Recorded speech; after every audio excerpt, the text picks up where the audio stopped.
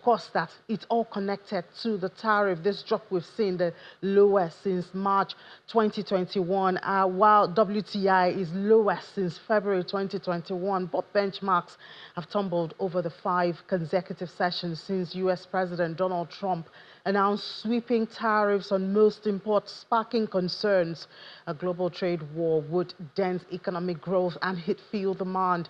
The U.S. will impose 104% tariff on China. That's the plan from 12 a.m. on Wednesday because they say China has refused to take away that reciprocal tariff which they announced. So it's a tariff-ridden world at this time. And guess what? Nigeria also has its own share because yesterday there was an announcement that Nigeria will stop the import or export of about 25 items to the U.S. following that 10% tariff that the U.S. has placed on Nigerian goods. So, and we, of course, we've seen reactions to that, but let's get more reactions this morning with Dr. Adedipe, the Chief Consulting of Adedipe Consult. Dr. Adedipe, good morning, and thank you so much for joining us on the program. Very good morning to you, Amy. Thanks for having me here.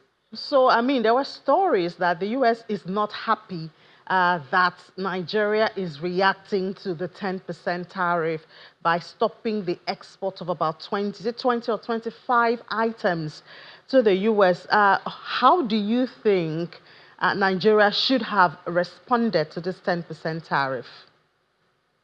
Yeah, thank you so very much. If I were in a position to get the ears of Mr. President, I would have advised that Nigeria shouldn't react the way we have done. And my reason is very simple. If you go by the data that we deal with, and that is looking at our foreign trade data, it tells you, number one, that our exports to the US is largely hydrocarbons to start with. And that takes between 90 and 92%. And of course, on this, as you rightly said, no tariffs on hydrocarbons to start with. So we are looking at a window of about 8, maximum 10% of what we export to US being non-oil in nature. But that is not the end of the story.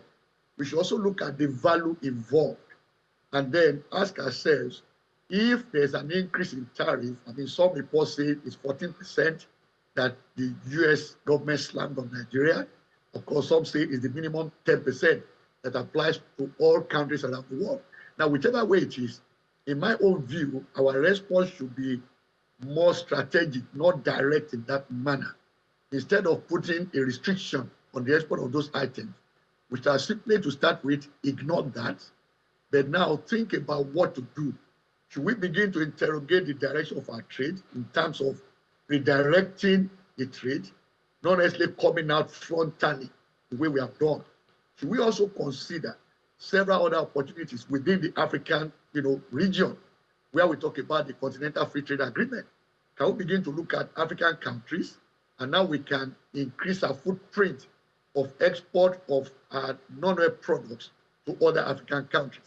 So this, to me, should be the direction. Let's strengthen Nigeria's competitiveness internationally, rather than reacting directly to what the US has done in this instance.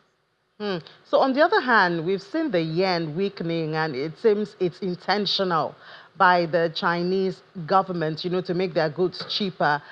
What do you see? And of course, Nigeria trades a whole lot with China. What do you see from that other routes? Because it seems the world is trying to build new trade routes at this time.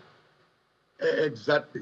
In fact, that has been the issue. My own thinking, this was perhaps one of the reasons that triggered this tariff, let me say, quote unquote, assault on the rest of the world by the US government. That's the way I interpret it. The thinking is that the direction of trade has shifted largely more to the East Asia, but of course, mostly with China gaining a lot more influence, not only in terms of trade and economics, but even geopolitically. So in trying now to kind of, countermand that, there was this thinking that if we use tariffs, we can actually truncate that new flow. But we are in a different world today than what it was some 30, 20, even 10 years ago. And that's the reality, that if I were in the cabinet, let's say in the US, I would probably be a very lone voice in President Trump's cabinet that will advise to go a different route. So now, in the light of all this, the reality for Nigeria, for me, is to look more in the direction of China, which is our major trading partners are today, in terms of imports and, of course, even exports as well. So in which case, our own strategy response should be focused more on how China is responding to that and how that can affect our trade relationship with China and some other major trading partners of Nigeria. All right, Dr. Adedipe, thank you so much.